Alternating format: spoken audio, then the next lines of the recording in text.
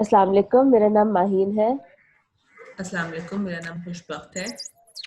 हमने देखा है कि काफ़ी मर्तबा जो है जब ख़वातीन की शादी हो जाती है तो उनको बच्चा कंसीव करने में काफ़ी मुश्किलात दरपेश होती हैं। अब चूँकि उनको वो सही सवालात नहीं करती हैं इस हवाले से और जो कपल है वो सही तरीके से इस बारे में डिस्कशन नहीं करते, तो बाज़ औक़ात उनको मालूम नहीं होता कि इस चीज़ का क्या सॉल्यूशन है और क्या तरीक़ेकार वो अपना सकते हैं ताकि इस प्रॉब्लम को किसी तरीके से ट्रीट किया जाए। अब इसी हवाले से आज हमारे साथ गुफ्तगू करने के लिए मौजूद हैं डॉक्टर अनम अज़ीज़, जो कि ऑब्स्टेट्रिक्स और गायनेकोलॉजी में महारत हासिल रखती हैं और कराची के साउथ सिटी हॉस्पिटल में प्रैक्टिस करती हैं। तो अस्सलाम वालेकुम डॉक्टर अनम। वालेकुम अस्सलाम, thank you for having me. आपका बहुत-बहुत शुक्रिया हमारे साथ इस हवाले से गुफ्तगू करने के लिए। तो सबसे पहले तो मैं आपसे ये पूछूँगी कि हमें जो मेडिकल टर्मिनोलॉजीज़ इस चीज़ के लिए बच्चा कंसीव करने में मुश्किल जो होती है, जो मेडिकल टर्मिनोलॉजीज़ है वो सब फर्टिलिटी है और इनफर्टिलिटी है। तो आप हमें अगर थोड़ा-सा इस बारे में वज़ाहत करें कि इन दोनों में क्या फ़र्क है और ये क्या है? Yes, thank you for choosing this topic. ये टॉपिक मेरे बहुत करीब है because this is the most common problem हमारी क्लिनिक्स में। इस प्रॉब्लम के साथ हम बहुत से पेशेंट्स देखते हैं और क्योंकि ये सोशली बहुत इम्पोर्टेंट टॉपिक है तो इस पे गुफ्तगू करना बहुत अहम बात हो जाती है। बिल्कुल। So the term infertility and subfertility, आपने ये दो टर्म्स सुने होंगे। उर्दू में अगर मैं इसका एक ही आपको लफ्ज बताऊं तो वो होता है बांझपन।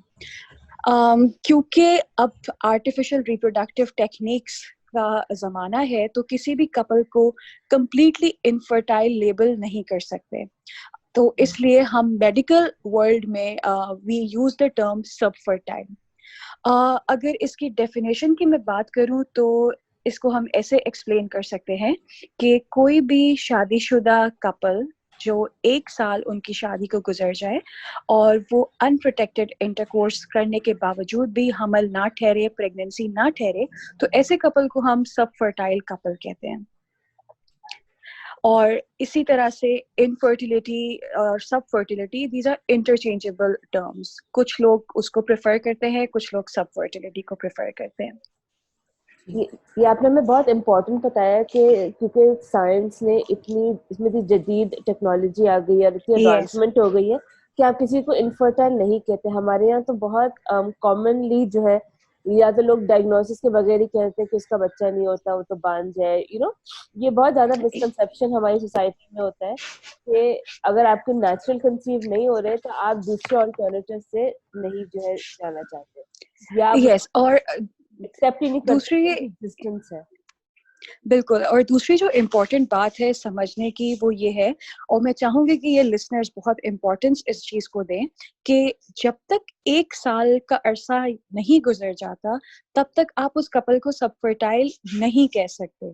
हमारे यहाँ क्या होता है कि शादी को 1 महीना नहीं गुजरता या 4 महीने नहीं गुजरते और वो खातून बेचारी परेशान होकर अपनी सास या माँ के साथ आ जाती है इस परेशानी के साथ कि ये बच्चा नहीं हो रहा। लेकिन समझने की बात इधर ये होती है कि आप उस कपल को टाइम दें। जब तक उसको टाइम नहीं देंगे, क्योंकि वो अपने उस एज फ्रेम में है जहां पर उनको कोई मसला नहीं होना चाहिए, क्योंकि कुदरत की तरफ से ये है। और अक्सर जो हमारे पास डेटा है उसके हिसाब से शादीशुदा जोड़ा जिनकी उम्र like they are less than 35 years old, तो ये कपल्स शादी के पहले साल में 90% तक कपल्स वो कंसीव कर लेते हैं। बाकी के जो कपल्स हैं वो अगले साल में कंसीव करते हैं, सो ये परसेंटेज 90 से 93% तक हो जाती है। तो 2 साल के दौरानिए में without any medication, without any support ये कपल्स कंसीव करते हैं। तो हमें कुदरत को भी टाइम देना चाहिए, बजाय इसके कि हम उस कपल पे शुरू से ही फोर्स कर दें, उन पे स्ट्रेस करें, उनको टेंशन दें। तो स्ट्रेस और टेंशन भी इस एबिलिटी को कम करता है। सो our society, our people should understand this. आपने एक बहुत इम्पोर्टेंट बात की कि 35 के जो लोग होते हैं एज ब्रैकेट 35 साल तक वो नेचुरली कंसीव कर लेते हैं। हमारी सोसाइटी में देखा जाता है कि 35 को वैसे ही हम लोग बहुत बड़ी उम्र समझते हैं, स्पेशली औरतों। उनको तो 25 के बाद ही समझा जाता है कि उनकी जो है जैसे biological clock ticking, which is really बिल्कुल अनफॉर्चुनेट। बिल्कुल ठीक बात है ये, क्योंकि एक जो फीमेल चाइल्ड है, एक फीमेल बेबी जब पैदा होती है तो कुदरत की तरफ से उसको एक फिक्स अमाउंट होता है एग्स का जिसके साथ वो पैदा होती है, उससे ज्यादा उसकी बाकी की जिंदगी में नहीं बनते। तो जो ओवेरियन एजिंग होती है, जो अंडेदानी है, उसका एक फिक्स्ड अमाउंट होता है। Like a female is born with 4 lakh eggs, जी उससे ज्यादा नहीं होते उसके पास। तो by the time she goes 35, तो वो ओवेरियन जो एग्स हैं उनकी क्वांटिटी एंड क्वालिटी दोनों अफेक्टेड होती है। Same goes for male. Male का इट्स लेस लाइकली, बट उनका भी एजिंग होती है। तो couple should be of that age जहाँ पे कंसीव करने में प्रॉब्लम नहीं होनी चाहिए। आई वुड से कि वो कपल्स जहाँ पे फीमेल की एज 35 से ऊपर है, उनको 1 साल का वेट नहीं करना चाहिए। They should consult their doctor within 6 months of their marriage. अगर उन्होंने 6 महीने बाकायदा कोशिश की है तो उनको डॉक्टर से कंसल्ट करना चाहिए by the end of 6 months। जी। अच्छा, ठीक। अब अभी आप बात कर रही थी कि औरत के 4 अंडे होते हैं और वो उसी के साथ पैदा थी। थोड़ा सा ये बताएं कि हमारे माशरे में ज्यादातर समझा जाता है कि अगर किसी की औलाद नहीं हो रही तो वो औरत की ही गलती है। आप थोड़ा सा अगर हमें इस बात पर रोशनी दें कि क्या मर्द की भी ऐसा हो सकता है कि मर्द में कोई इश्यू है, और अगर मर्द में इश्यू है तो क्या वो प्रेग्नेंट किसी को औरत को प्रेग्नेंट करने में what role does it play? This is a very valid question. I think इस क्वेश्चन पे हमारा सारा कॉन्वर्जेशन या सारी हमारी जो डिस्कशन है बेस करती है। तो किसी भी प्रेगनेंसी या हमल को ठहरने के लिए सबसे पहले जो मियाँ बीवी हैं या हमारा आम मुआशरा है उसको समझना चाहिए कि प्रेगनेंसी की फिजियोलॉजी क्या है, बच्चा बनता कैसे है। तो जब उनको ये चीज समझ में आएगी तो पता चल जाएगा कि जितना औरत का हाथ है उतना मर्द का हाथ है। तो male sperm and female egg, when they combine they form a baby। ठीक है, अब वो किस तरह से कंबाइन हुए, उनके क्या जो है वो इनिशियल स्टेजेस हैं या कैसे वो ट्रांसपोर्ट हो, ये सब चीजें समझना जरूरी है। अगर मैं कॉजेस को डिवाइड करूं कि सब फर्टिलिटी की कॉजेस क्या क्या हैं, तो आपको अंदाजा हो जाएगा कि मेल फैक्टर कितना इंपॉर्टेंट है। सो आई वुड रफली divide these causes into male infertility का जो फैक्टर है that's around 25 to 30%। These are the causes for subfertility. Male factor का 25% तक रोल होता है।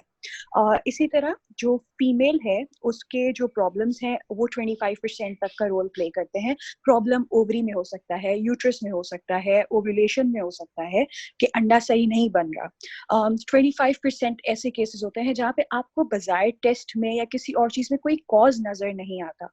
और 25% केसेस ऐसे होते हैं जहाँ पे मेल फीमेल दोनों में कोई ना कोई कमी होती है। फिर उन कमियों पे काम करके and we help the couple to conceive. So you see the role, the percentage 25 to 30% तक का जो रोल है वो मेल का भी है। तो एक औरत को ऐसे उसको ब्लेम करना कि इट्स बिकॉज ऑफ यू के प्रेगनेंसी नहीं हो रही, और फिर हमारी सोसाइटी का एजुकेशन स्टेटस या it's the ignorance is so much कि वो आदमी अल्टीमेटली उसको डिवोर्स करने पे हो जाता है और या तो वो दूसरी शादी करते हैं। हमने क्लिनिक में ऐसे केसेस भी देखे हैं कि औरत खुद कहती है कि आप अब दूसरी शादी कर लें, मेरे से नहीं होता। हालांकि कभी कभी वो डिफेक्ट या फॉल्ट वी मतलब देयर आर सर्टेन डॉक्टर्स जो कि उस फॉल्ट को फाइंड करने में भी कोताही होती है। या कभी मेल इतना डोमिनेंट होता है, एक मर्द बहुत ही डोमिनेंट होता है कि वो अपने टेस्ट भी नहीं करवाते जिससे पता चले कि मसला कहाँ है, और वो औरत बेचारी टेस्ट पे टेस्ट, दवाओं पे दवाएं लिए जा रही है without any reason. So male and female they should come together. उनको क्लिनिक में एक साथ आना चाहिए, और ये मेल हमारी जो सोसाइटी है उसमें मर्दों को ये समझना चाहिए कि it's not just the role of female, they are equally important. बिल्कुल। ये बहुत तो इम्पोर्टेंट जैसे है। कि आपने बात की कि हाँ, तो जैसे कि आपने बात की कि मेल और फीमेल एक कपल को प्रॉपर कंसल्टेशन लेनी चाहिए इस हवाले से और इसको डिस्कस करना चाहिए। तो कितना ज़रूरी है कि शादी से पहले ही अगर हमारे माशरे में कपल्स इस तरह की कंसल्टेशन लें, या फिर अगर इंडिविजुअल लेवल पे ही अगर इसके अराउंड अंडरस्टैंडिंग बिल्ड करवाना चाहें, तो अगर ऐसा होता है, या फिर अगर जैसे आपने कहा कि 6 मंथ तक अगर शादी के बाद ट्राई करते हैं उसके बाद they should see a doctor और उसके बाद वो उसको कंसल्ट करें। तो क्या सही सवालात हैं जो उनको पूछने चाहिए और किस किस्म के मे बी टेस्ट हैं जो उनको करवाने चाहिए, या किस किस तरह इस चीज को हम देखते हैं और किस तरह का बच्चा रिलेट करे, इस पे आप थोड़ी right, so this all starts के हम एज एन इंडिविजुअल अपनी हेल्थ को कितना इम्पोर्टेंट लेते हैं, हम कितनी इम्पोर्टेंस देते हैं। हमारे पास आई डोंट थिंक कोई भी ऐसा होगा जो शादी से पहले या इस कोई भी प्रॉब्लम हो उससे पहले कहीं क्लिनिक जाता हो या हॉस्पिटल जाता हो और अपनी हेल्थ स्क्रीनिंग करवाता हो। लेट्स टेक एन एग्जाम्पल, मैं आपको इस पे सिर्फ एक सिंपल एग्जाम्पल दूंगी कि एक फीमेल है, she is of 15-16 years old और उसको प्रॉब्लम हो रही है कि उसके दाने बढ़ रहे हैं स्किन पे या गैर जरूरी बाल आ रहे हैं। ये वो टाइम है जब वो जाएगी डॉक्टर के पास, कंसल्ट करेगी। तो मोस्ट ऑफ द टाइम ये जो है वो पॉलीसिस्टिक ओवेरियन सिंड्रोम PCOS जो कि कॉमनली हमारे पास बहुत ही कॉमन है आजकल। तो females those who are suffering from polycystic ovarian syndrome या एंडोमेट्रियोसिस एक डिजीज है जिसमें माहवारी का फ्लो जो है वो अंदर की तरफ जाता है और उसे पेन और ये सब चीजें होती हैं। तो ये कुछ कंडीशन है जिससे फीमेल को मतलब बिल्कुल शुरू से इस चीज पे ध्यान देना चाहिए क्योंकि ये आगे चल के सब फर्टिलिटी कॉज करने में प्रॉब्लम करते हैं। And likewise if someone is किसी की डायबिटीज की हिस्ट्री है तो 30 इयर्स इज द एज जब एक इंडिविजुअल को अपने आप को सीरियस लेना चाहिए कि उसका लाइफस्टाइल कैसा है, क्या वो इस रिस्क पे है कि उसको अभी से डायबिटीज डेवलप हो रही है या नहीं। क्योंकि ये सारी स्क्रीनिंग और ये सारा जो हेल्दी लाइफस्टाइल है that plays very important role आपके सब फर्टिलिटी के प्रॉब्लम को सॉल्व करने में। सो ये आपने इस बात की कि शादी से पहले तो वो तमाम लोग जिनकी कोई फैमिली हिस्ट्री है for diabetes, for hypertension, polycystic ovarian syndrome, thyroid, उनको अपनी हेल्थ को शुरू से ही ऑप्टिमाइज करने की कोशिश करनी चाहिए। या समटाइम्स एज अ कपल अगर किसी को पता है कि उनमें से कोई एक किसी चीज से सफर कर रहा है, उनको ये बीमारी लाहक है, तो उनको 1 साल का वेट नहीं करना चाहिए, उनको पहले कंसल्टेशन सीख करना चाहिए ताकि वक्त पे इलाज हो जाए और चीजें प्रेगनेंसी ठहरने से पहले उनके जो है वो चीजें ठीक हो जाए। जैसे थायराइड है, अगर किसी को थायराइड लेवल्स अप या डाउन है तो उसमें फीमेल के प्रेगनेंसी तो हो जाएगी लेकिन फिर मिसकैरेज के चांसेस बढ़ जाते हैं, अबॉर्शंस बहुत ज्यादा होते हैं अगर किसी का थायराइड का लेवल गड़बड़ है। तो अगर हेल्थ प्रॉब्लम्स ऑलरेडी नोन है तो उनको डॉक्टर्स को दिखा के उनको ऑप्टिमाइज करने की नीड होती है। बिल्कुल। तो डॉक्टर आलम, मुझे आपसे ये पूछना है कि क्या ये पॉसिबल है कि अगर कोई खातून जो है वो प्रेग्नेंट हो गई है एक मर्तबा और उन्होंने बेबी को बर्थ दे दिया है, उसके बाद क्या ये पॉसिबल है कि वो इनफर्टाइल हो सकें या फिर बच्चा कंसीव करने में उनको दूसरी प्रेगनेंसी में बहुत ज्यादा मुश्किल हो? तो क्या ये इस तरह का कोई सिनेरियो पॉसिबल है? बिल्कुल अच्छा क्वेश्चन किया है आपने, दिस इज वेरी इंपॉर्टेंट। यहाँ पर मैं आपको बताऊंगी कि सब फर्टिलिटी को we divided into 2 classification, 2 categories. एक होती है प्राइमरी सब फर्टिलिटी, दूसरा है सेकेंडरी सब फर्टिलिटी। प्राइमरी सब फर्टिलिटी वो है जहाँ पे कपल ने सब कुछ कर लिया लेकिन उनको एक बार भी प्रेगनेंसी नहीं हुई। सेकेंडरी सब फर्टिलिटी तब होता है जब उन्होंने एक बार प्रेगनेंसी ठहरी है, कभी कभी वो सक्सेसफुल आउटकम होता है, कभी वो मिसकैरेज में एंड अप होता है। तो that is labelled as secondary subfertility, जहाँ पर एक बच्चा होने के बाद लंबा अरसा गुजर जाता है और प्रेगनेंसी नहीं ठहरती है, उसमें 2 साल का अरसा ज्यादा हो गया है तो उसको हम सेकेंडरी सब फर्टिलिटी कहते हैं। और अगर उसके कॉजेज पे मैं जाऊं तो कॉमन कॉजेज उसमें यही होता है कि वेट गेन हो गया फीमेल का, या कोई ओव्यूलेशन डिसऑर्डर्स यानी कि अंडा सही नहीं बन रहा, उसमें जो है कोई जो सर्जरी हुई है उसकी वजह से अंदर चीज़ों चिपक जाती हैं जिसको हम एडिशंस कहते हैं, या जो है कभी कभी फीमेल में कोई ऐसी एबनॉर्मलिटी आ जाती है, उसकी ट्यूब्स ब्लॉक हो जाती हैं जिसकी वजह से अंडा अंदर बच्चेदानी तक नहीं आ सकता। और कभी यहाँ पे मेल फैक्टर भी जरूर इन्वॉल्व होता है। अक्सर औकात अगर मेल डायबिटिक है और उसके शुगर्स अनकंट्रोल्ड हैं तो उनको इरेक्टाइल डिसफंक्शन या उनके जो स्पर्म्स फॉर्मेशन है उसमें भी प्रॉब्लम आती है। So you see there is this term जिसको हम सेकेंडरी सब फर्टिलिटी कहते हैं। इसका मतलब ये कि एक बच्चा हुआ और उसके बाद दूसरी बार कंसीव करने में प्रॉब्लम हो रही है. So this is also one type of subfertility जिसको हमें भूलना नहीं चाहिए, और इसके भी रीजंस ऑलमोस्ट वही होते हैं. बिल्कुल आपने ठीक कहा ना डॉक्टर ना, जैसे हम लोग आजकल की अनफॉर्चुनेटली हम यंगस्टर्स की भी और मिडिल एज लोगों की भी लाइफस्टाइल इज अनफॉर्चुनेटली रियली मतलब बहुत अजीब सा हो गया, और अजीब अजीब से लोगों को सिम्टम्स होते हैं, कुछ ऐसे सिम्टम्स होते हैं कि हम डायग्नोज नहीं कर पाते. आप अगर हमें थोड़ा सा इस बात पे वजाहत दें कि अगर कोई एज बेरिंग औरत है या मर्द है जो औलाद चाहता है, उनको रेगुलरली अपनी हेल्थ किस्म के टेस्ट कराने चाहिए, मतलब 6 महीने बाद, साल में एक दफा कोई अल्ट्रासाउंड या कोई ऐसी चीज है जिससे वो इस चीज को, ताकि वो अपनी हेल्थ पे जरा से कंसंट्रेट कर सके, और ये ना हो कि जब वो प्रेग्नेंट होने जा रहे फिर उनको पता चले कि नहीं आपको तो पहले बहुत साल तो डायबिटीज भी था, आपको तो थायराइड भी था. तो ऐसे क्या टेस्ट होते हैं जो हमें रेगुलरली कराने चाहिए ताकि हम एक तो हमारी ओवरऑल हेल्थ भी रहे, और अनफॉर्चुनेटली हम सोसाइटी को तो बदल नहीं सकते, और स्ट्रेस जो है जाके न्यूली वेड कपल्स में ना आए.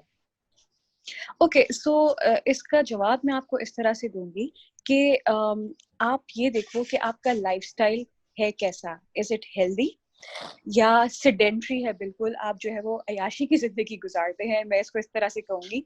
सो यू शुड, आपकी जिंदगी में आपका एक्सरसाइज होना इम्पोर्टेंट है, अच्छी डाइट, बैलेंस डाइट का होना इम्पोर्टेंट है, शुगर्स का इंटेक बहुत ही कम, मीठा कम लेना चाहिए, और तीसरी चीज के स्ट्रेस को अपनी जिंदगी से जितना कम किया जाए उतना बेहतर है, क्योंकि स्ट्रेस एक बहुत इंपॉर्टेंट फैक्टर होता है जो आपकी ओवरऑल जिंदगी को मुतासर करता है.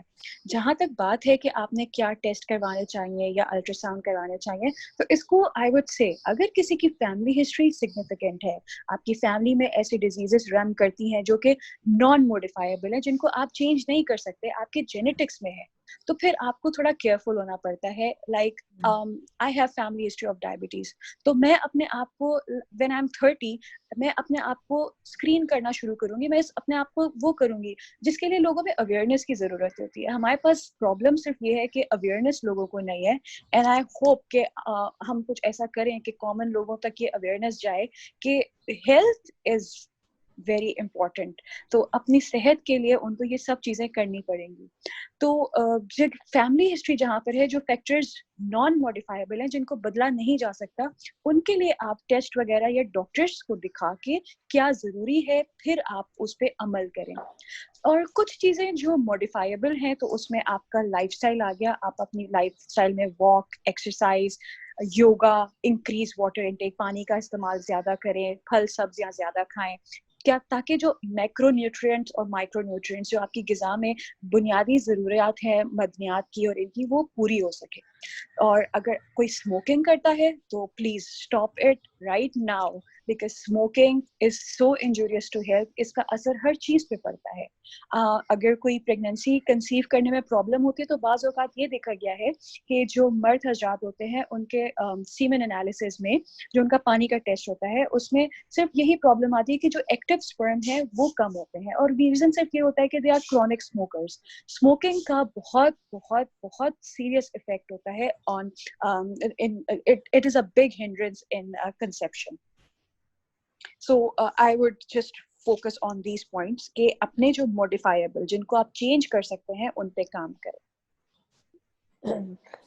आपने बिल्कुल ठीक कहा. अच्छा, अगर हम थोड़ा सा ये बात करें कि अगर कोई कपल है, उन्होंने रियलाइज किया कि उनकी प्रेगनेंसी नहीं हो रही, तो वो ऑब्वियसली किसी डॉक्टर के पास जाते हैं, और आप इस बात को अप्रिशिएट करेंगे कि पाकिस्तान में, हमारे मुल्क में डॉक्टर्स बहुत महंगे हैं, और औलाद के लिए हर कोई बहुत जिद्दोजहद करता है. तो अगर कोई एक ऐसा कपल है जिन्होंने ये फैसला कर लिया कि अब हम किसी डॉक्टर के पास जाएंगे, तो वो डॉक्टर के पास जब जाए तो वो अपनी कौन कौन सी हिस्ट्री बताएं डॉक्टर को, क्या टेस्ट पहले से ही करा लें ताकि उनके दोबारा दोबारा फेरे ना लगे, और उनको किस किस्म के डॉक्टर से सवाल पूछने चाहिए ताकि वो अपने बेसिकली माइंडसेट को जो है ना सही डायरेक्शन में ट्यून कर लें.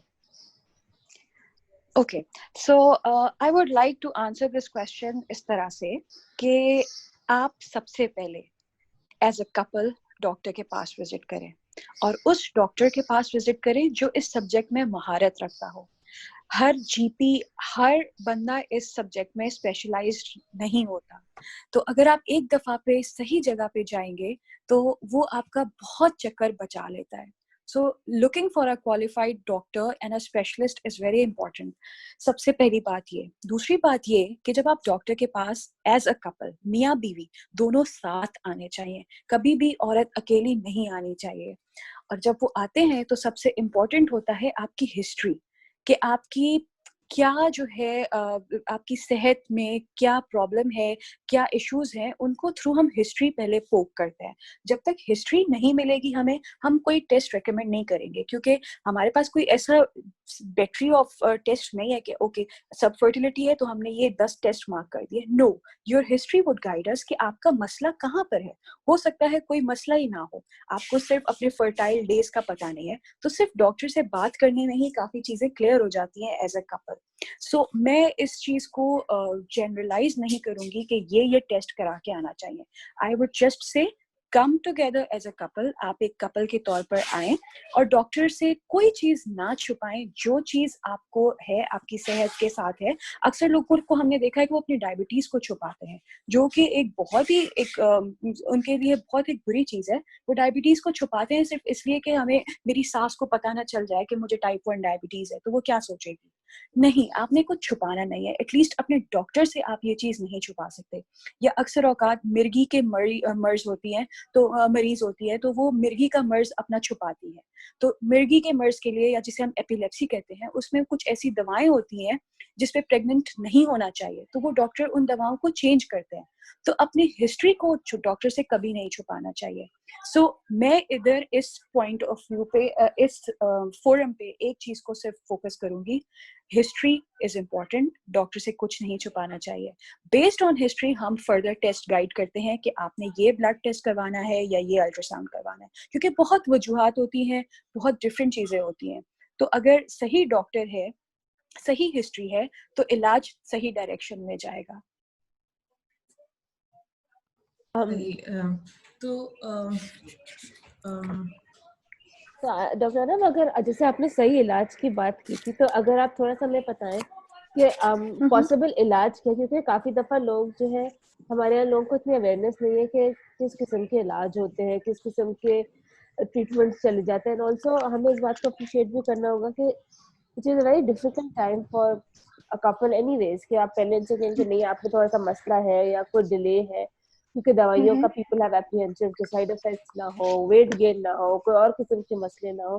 तो अगर आप थोड़ा सा बताएं, अगर कि what's the treatment like. Okay, देखिए इस पे सबसे पहली बात तो ये कि जब लोग सब फर्टिलिटी या बांझपन के लिए आते हैं क्लिनिक पे, तो वो इसी सोच के साथ आते हैं। पहली सोच उनकी जो ये होती है ना कि अच्छा मेरी शादी को 4 महीने गुजर गए हैं, मैं डॉक्टर के पास जाऊंगी, मुझे डॉक्टर दवाएं देगी और मुझे बच्चा हो जाएगा। नहीं, ऐसा नहीं होता। डॉक्टर पहले आपकी हिस्ट्री लेता है, हम वजह ढूंढते हैं, क्योंकि बहुत सारी वजूहात होते हैं। We as a doctor, as medical professional, we are working on just few causes. हमें कुछ कॉजेज तो पता ही नहीं होते, जिनको मैं आपको पहले बता दी थी कि अनएक्सप्लेन्ड कॉजेज होते हैं। सो treatment depends on what the cause is. तो हमें कॉज को मालूम करना बहुत इंपॉर्टेंट होता है। अब कॉजेज क्या होती हैं, उसमें जो है वो औरत का अंडा सही नहीं बन सकता, नहीं बन रहा, या औरत की ट्यूब्स ब्लॉक हैं किसी इन्फेक्शन की वजह से या प्रीवियस सर्जरी की वजह से, या उसमें जो है वो बच्चा बन रहा है लेकिन वो सही जगह पे ठहर नहीं रहा, जिसको हम डिफेक्टिव इम्प्लांटेशन कह रहे हैं, जो कि अक्सर औकात अगर किसी का बच्चेदानी में कोई कंजेनाइटल एब्नॉर्मलिटी और पैदाइशी कोई खराबी हो उसकी वजह से होता है, या किसी में हार्मोनल इम्बैलेंस हो, अंडा इसलिए सही नहीं बन रहा। तो ये हो गई औरत की कॉजेस। मर्द में ये होता है कि अक्सर औकात उनमें स्पर्म की क्वांटिटी कम होती है, कहीं पे रुकावट होती है, या उनसे परफॉर्मेंस सही नहीं हो रही होती है। तो ये डिफरेंट कॉजेस हैं and there are so many causes. तो उस एक कॉज को पॉइंट आउट करना, उसको पिक करना, ये डॉक्टर की जिम्मेदारी है। फिर उस कॉज को पिक करके हम ट्रीटमेंट देते हैं। ट्रीटमेंट में क्या होता है, कभी कभी हम कोई ट्रीटमेंट नहीं देते, वी जस्ट आस्क देम कि आप अपने लाइफस्टाइल को बेहतर करें, जिसमें अगर फीमेल इज ओबीज, वेट ज्यादा है, तो हम कहते हैं कि अपने आप वेट पे काम करें, वेट रिड्यूस करें, and we help them with that, जो कि डाइट और एक्सरसाइज से होता है। Weight reduction is the first thing. अगर कोई फीमेल है जो मोटापे का शिकार है, सिर्फ 5% से लेकर 10% तक अपना बॉडी वेट कम करे, तो उसके चांसेस प्रेग्नेंट होने के ज्यादा होते हैं। सो यू सी यहाँ पर कोई दवाई नहीं आई। फिर दवाइयाँ आती हैं जब हमें उनके एग क्वालिटी को बेहतर करना होता है। आजकल हमारी सोसाइटी में ये ट्रेंड देखा गया है, लोग कॉज को पिकअप नहीं करते और आंखें बंद करके ये ओव्यूलेशन इंडक्शन की मेडिकेशन लेते हैं, which is not a right practice, it's a male practice. आपने कॉज को पिक करना है। मेरे पास जब एक पेशेंट आएगी, अगर मुझे लगेगा कि हाँ उसके ओव्यूलेशन में या अंडे बनने में प्रॉब्लम है, only then I would prescribe her वो those medications which are ovulation induction. फिर इन दवाइयों के बाद आता है कि हम आर्टिफिशियल इंसेमिनेशन करते हैं, कि मर्द का पानी औरत में हम आर्टिफिशियली खुद इंसर्ट करते हैं, क्योंकि अगर प्रॉब्लम मर्द में है या परफॉर्मेंस में है तो ये स्टेप हेल्पफुल होता है। Then there is another treatment option जिसमें हम फीमेल का एग लेते हैं, मेल का एग लेते हैं और इन विट्रो फर्टिलाइजेशन करते हैं, जिसको हम test tube baby common language में कहते हैं। तो उसको हम बाहर की तरफ बाहर बेबी बना के फिर उसको फीमेल में इम्प्लांट करते हैं। So that's the advance reproductive technique. ये सारी टेक्निक्स एडवांस रिप्रोडक्टिव टेक्निक्स हैं। इसके अलावा भी और सारी हैं। अब देखिए, जो आईवीएफ की बात जब हम किसी मरीज से करते हैं, क्योंकि कभी कभी कोई ऑप्शन नहीं होता और सिर्फ ये होता है कि आप टेस्ट ट्यूब बेबी कराएं, तो दैट इज द टाइम जब हमारी सोसाइटी में होता है कि आप तो सीधा उस पे चले गए, because we have picked up the cause. आप नेचुरल वे से या दवाइयों से कंसीव नहीं कर सक रहे हो, तो that is one burden for the society, for the family. और मैं सिर्फ एक बात और कहूंगी कि सब फर्टिलिटी या जब प्रेगनेंसी ठहरने का अमल होता है तो इसमें पूरी फैमिली का रोल होता है। यहाँ पर फैमिली क्या टाइम जा रहा होता है, उनका इमोशंस जा रहे होते हैं, फिजिकल उनका जो है वो इन्वेस्टमेंट हो रही होती है। So it's the deal of whole family.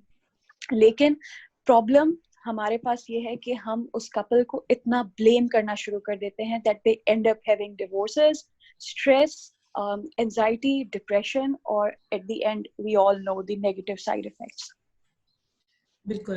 Doctor Anam, मैं बस आपसे ये पूछना चाहूंगी कि एज फैक्टर कितना जरूरी है फर्टिलिटी के हवाले से, क्योंकि काफी मर्तबा बोलते हैं कि जल्दी शादी कर लो 25 से पहले, और जो है क्योंकि वो बोलते हैं कि ख़वातीन का बायोलॉजिकल क्लॉक जो है वो 25 के बाद नहीं होता इतना, और इसलिए कंसीव करने में बहुत ज़्यादा डिफिकल्टी होती है। तो ये कितना ये बात दुरुस्त है, सच है? और हमने लेकिन काफ़ी केसेस ऐसे भी देखे हैं कि 30 से ऊपर भी ख़वातीन ने जो है वो बच्चा कंसीव किया है और उन्होंने बर्थ दी है बच्चों को। तो इसके बारे में अगर आप थोड़ा सा if you can slightly touch upon it. Yes, right. So, agar I would talk on the basis of one study that was conducted in UK, United Kingdom में एक स्टडी हुई थी, उसमें उन्होंने ये कोट किया था कि जो फीमेल 19 to 26 years के एज ब्रैकेट में है, यानी कि 19 से 26 साल की एज ब्रैकेट में, उनमें कोई प्रॉब्लम नहीं है, they are completely healthy and fine, they would conceive, उसमें से 92 to 93% would conceive within first year of marriage. शादी के पहले साल में वो conceive कर लेंगी, और शादी के दूसरे साल में 98% of those female would conceive. ठीक है? अब मैं बात करूंगी 35 to 39 के एज ब्रैकेट की। 35 to 39 ये वो एज है जहाँ पे female egg quality is compromised, quantity is already compromised होना शुरू हो जाती है, क्योंकि अब ये मेनोपॉज की तरफ जा रही होती है slowly and gradually, which is age is of course 45 to 52 तक का ब्रैकेट होता है मेनोपॉज का, लेकिन 35 के बाद एज क्वालिटी क्वांटिटी डिक्लाइन होना शुरू होती है। तो ऐसी खवातीन में शादी के पहले साल में ऑलमोस्ट 90% तक जो है वो 2 सालों में खवातीन थी जिन्होंने कंसीव किया था। सो अगर देखें 98% एंड 90% इतना सा डिक्लाइन है दोनों एज ब्रैकेट में अगर कंपेयर करें तो। And these are the female जिनको पहले कोई प्रॉब्लम नहीं है हेल्थ वाइज। हाँ, अगर किसी को कोई हेल्थ प्रॉब्लम है, कोई ओबीज है, कोई मोटापे का शिकार है, किसी को थायराइड प्रॉब्लम है, किसी को पीसीओएस है, तो ऐसी खवातीन का फिर फर्टिलिटी रेट डिक्लाइन होना शुरू होता है। Same goes for male. Male का अगर एज ज्यादा है, लाइक ही इज अबव 45-40, तो उसमें स्पर्म क्वालिटी डिक्लाइन होता है, और जब स्पर्म क्वालिटी डिक्लाइन होता है तो प्रेगनेंसी शायद हो जाए, लेकिन that may end up in miscarriage, वो अबॉर्शन में एंड अप करती है। So age plays the very important role, क्योंकि हमें पता है कि quantity of eggs in a female is fixed from the time she is in the womb of mother. वो अपने माँ के पेट में जब से होती है तब से उसके अंडों की तादाद फिक्स होती है. ठीक है, तो इसी के साथ हम अपने आज के एपिसोड की अख्ताम पर आप पहुंचे हैं. आपका बहुत बहुत शुक्रिया डॉक्टर अनम हमारे साथ Thank you इतने so अहम much. मौजूद पर गुफ्तगू करने के लिए. आई एम श्योर काफ़ी ख़वातीन जो हैं, मर्द हज़रात जो हैं, वो इस पॉडकास्ट से बेनिफिट करेंगे और उनको जो है अपनी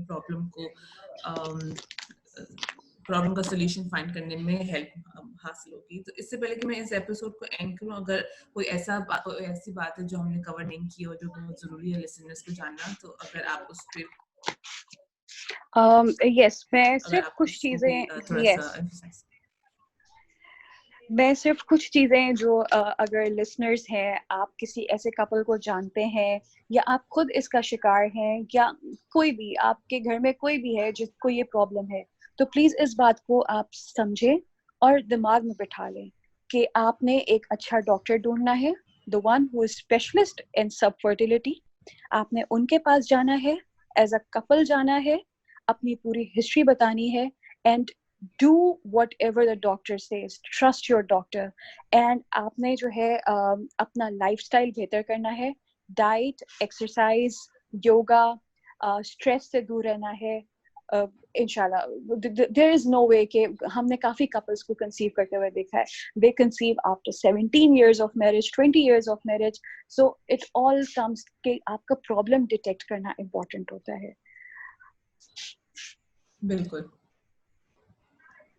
thank you so much doctor Anam, आपने हमारा इतना टाइम निकाला और हमसे इस बात पे गुफ्तगू की. काफी दफा ये मतलब जो चीज हमने बात की, काफी लोग इसको एक टैबू समझा जाएगा या लोग जो है इस बात को रियलाइज नहीं करते कि कि आप में प्रॉब्लम हो सकती है, कोई निराली बात नहीं है. और हमने इतनी चीजों पर टच अपॉन किया, काफी एज के हवाले से जो लोग औरतों के बिला वजह का प्रेशर होता है उसके हवाले से. और ये भी बहुत जरूरी है औरत को समझना कि भाई सिर्फ आपकी गलती नहीं हो सकती, किसी और की भी हो सकती एब्सोल्युटली, है.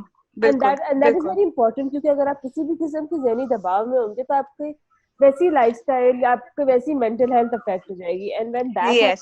अफेक्ट, तो फिर जो भी आप किसी भी मर्ज का इलाज, चाहे वो सब फर्टिलिटी हो या किसी भी चीज बीमारी का इलाज कर रहे हैं, तो उस पर अफेक्ट पड़ता है. तो इट्स वेरी इंपॉर्टेंट टू सिर्फ have an open mind and इस बात को हम रियलाइज करें कि सिर्फ आप में गलती नहीं.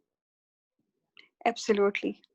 Thank you so much for having me, and I am so thankful that you guys chose this topic and asked me to talk on this. Thank you. It's our pleasure.